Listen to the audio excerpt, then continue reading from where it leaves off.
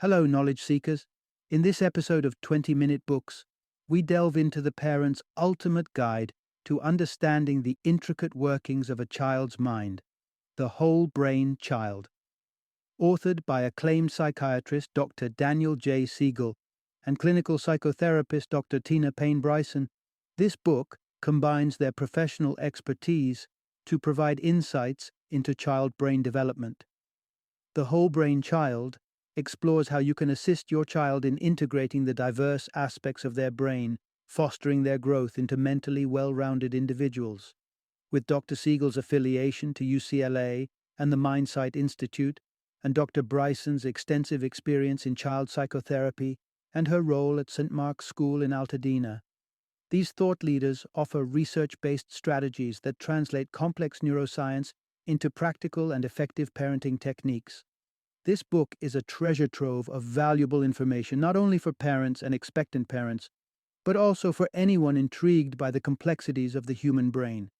It also serves as a useful resource for teachers and coaches guiding young minds. So, sit back and prepare to venture into the fascinating world of child psychology and neuroscience with The Whole Brain Child.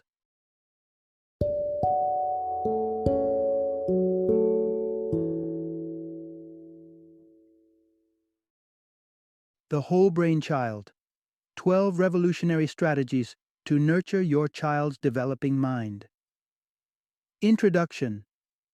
Dive into the mind, helping your child harness the full potential of their brain.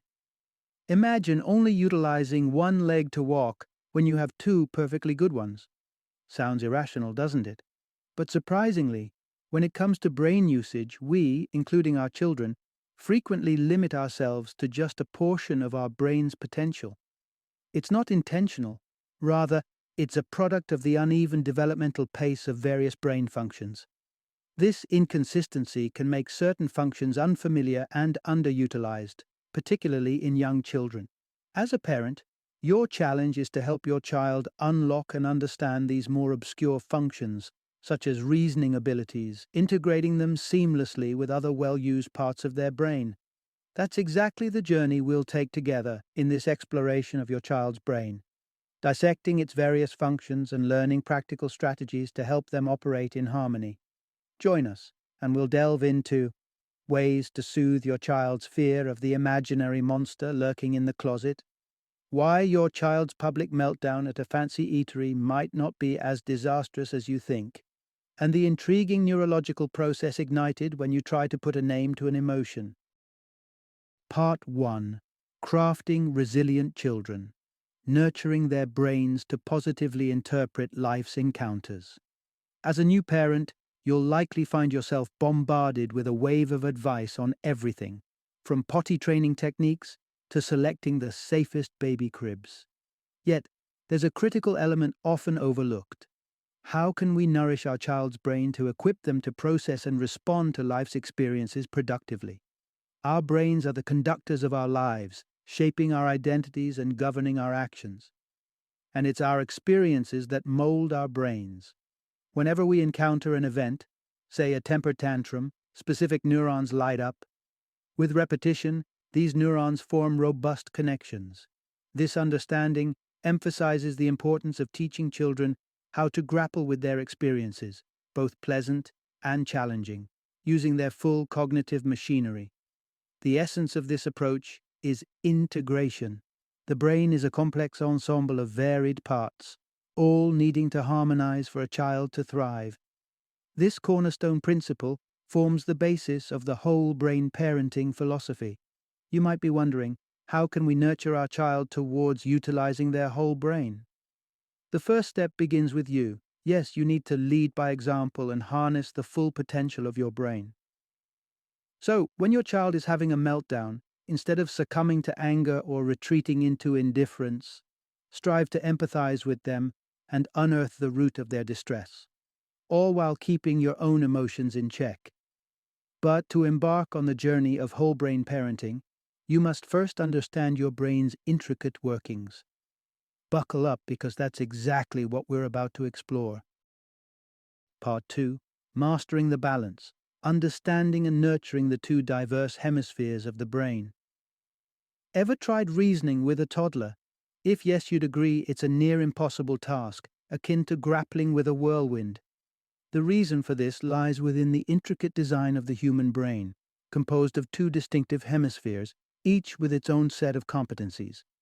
The left hemisphere, which develops more slowly, thrives on order, excels at language and logic, while the right hemisphere is all about the bigger picture, dealing with nonverbal cues, imagery, and emotions. Because the right hemisphere develops more rapidly, it holds sway over the logical left side until about the age of 3. Hence, you're left feeling like you're hitting a brick wall when you attempt to rationalize with a 2-year-old. However, as both hemispheres mature, becoming overly dependent on one can lead to its own set of challenges. Over-reliance on the logical left hemisphere can blind one to emotional cues, while excessive use of the right hemisphere can cause difficulties in comprehending societal norms and logic, much like a toddler. Nurturing a balanced use of both hemispheres in your child is vital. As your child turns 3, you can employ 2 techniques to aid this process. The first strategy, connect and redirect, is to ease their irrational fears, such as a supposed monster in the closet. Begin by empathizing with their emotions to soothe their right brain, and then redirect them to their logical left brain by demonstrating the absence of the monster. The second strategy, dubbed Name It to Tame It, involves encouraging your child to narrate their experiences and identify the accompanying emotions. This technique weaves together the language skills of the left brain with the emotional memories and thoughts of the right brain. The act of naming emotions diminishes their intensity, enabling your child to regulate their feelings better. But these 2 hemispheres only scratch the surface of the brain's intricate complexity. Let's plunge deeper into the labyrinth of the brain in the subsequent sections. Part 3. Unlocking the brain's full potential. Assisting your child in harnessing their higher brain functions. Imagine a scenario where your toddler is spiraling into a tantrum. Who's calling the shots, you or your child? The answer lies in striking the right balance between the higher and lower, often referred to as primitive, parts of the human brain. The primitive part of your brain regulates the basic functions that keep us alive: breathing, impulses, and potent emotions like anger.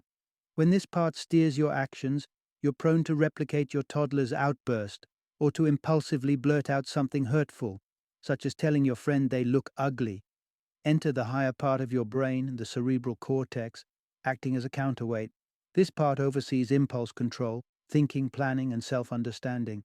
In children, the dominance of the primitive part is evident as the higher functions take longer to mature, making them susceptible to the control of the lower parts, particularly the amygdala.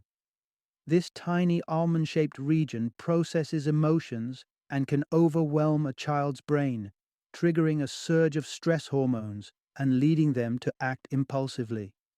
This can indeed lead to uncomfortable situations, but thankfully, we can equip our children with 3 strategies to find a balance. First, when your child misbehaves, engage them in a conversation about what triggered their anger and how they could solve the issue. By doing this, you're activating their higher brain functions instead of provoking their lower brain with punishment. Second, foster regular usage of their higher brain functions. Encourage them to make decisions and ask them to explain their actions. This not only strengthens the higher brain but also fosters its connection with the feelings and impulses of the lower brain. Lastly, use physical exercise to calm their lower brain. For instance, if they're feeling overwhelmed by homework, a quick run around the block can help soothe their stressed lower brain and uplift their mood. Now that we've balanced the higher and lower brain functions, it's time to learn how we can guide our children to manage their memories, especially the challenging ones. Part 4. Navigating the labyrinth of the past, assisting your child through the maze of memories. Has your child ever become unusually petrified in seemingly benign situations?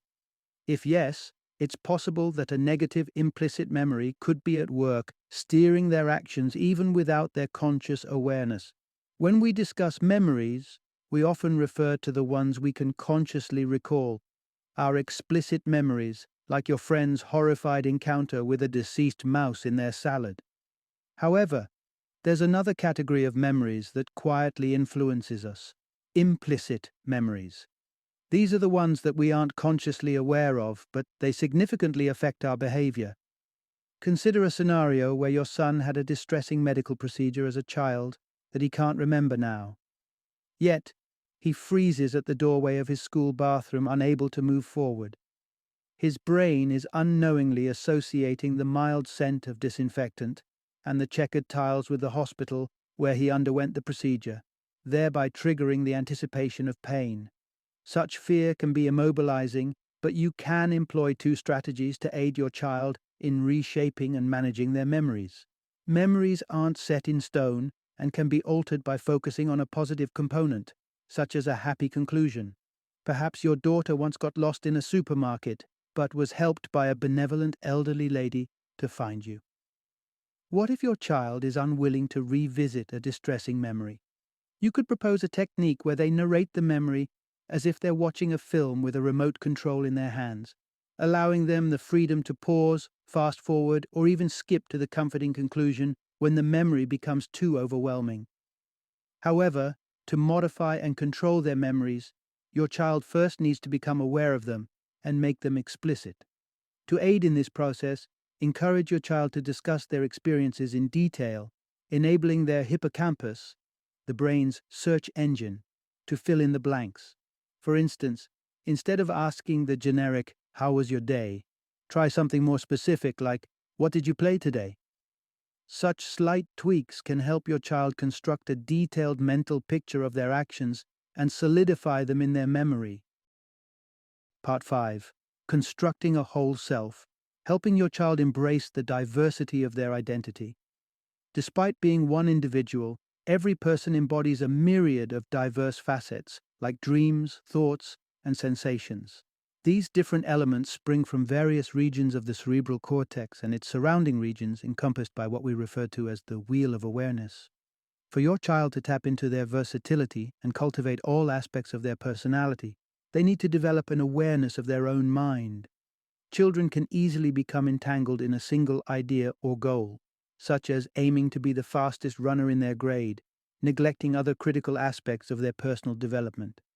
When someone fixates on a specific part of themselves, neurons spark and foster connections in that area. So if your child consistently focuses on a single aspect of their personality, it grows at the cost of all other aspects. However, your child can gain the flexibility to shift their focus if they cultivate mindsight, an awareness of every facet of their personality, and learn that they have the autonomy to decide where to place their focus. Here are 3 strategies to guide them on this journey. First, impart to your child that emotions ebb and flow naturally, with an average emotion lasting about 90 seconds. This understanding will prevent them from conflating transient states of mind, like feeling lonely, with permanent traits, such as being a loner. Second, foster your child's awareness of their sift, the sensations, images, feelings, and thoughts that comprise their experience. Continually engage them in discussions about these aspects to reinforce that each one is equally important, guiding them to pay attention to their inner world.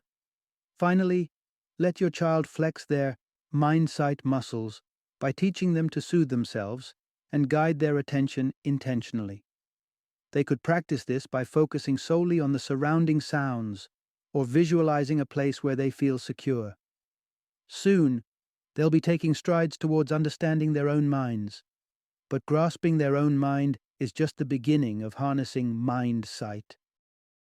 Part 6. Shaping social minds. Cultivating your child's ability to connect and empathize. Mindsight is a powerful tool, not only for integrating the disparate aspects of oneself, but also for decoding the minds of others. Our brains are intrinsically social organs, designed to adapt and evolve through interactions with fellow humans.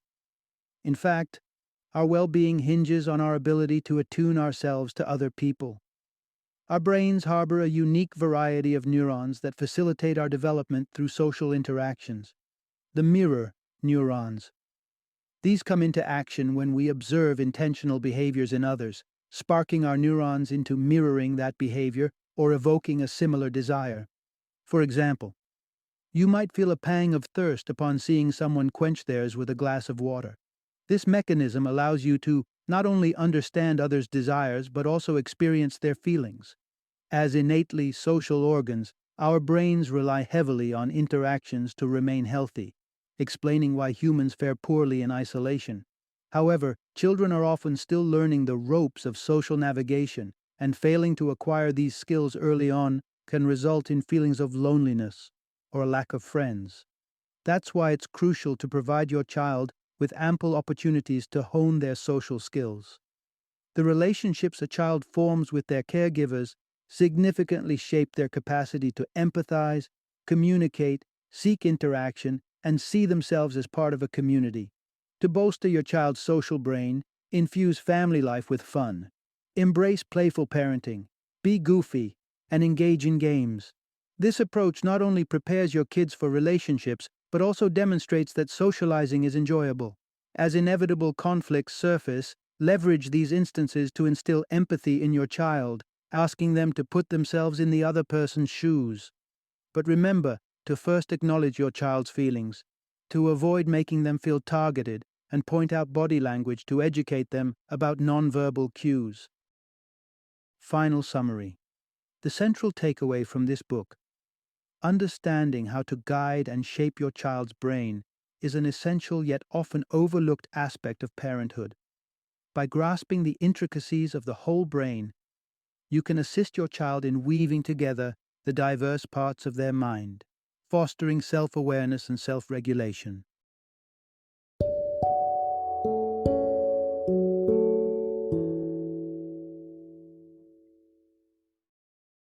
Thank you for joining me today on this journey of learning and discovery as we explored the insights of another thought-provoking book in our growing library of knowledge.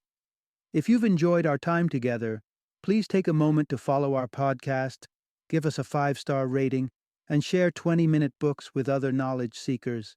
Your support truly means a lot. Don't forget to join me again in the next episode, where we will delve into another enriching book.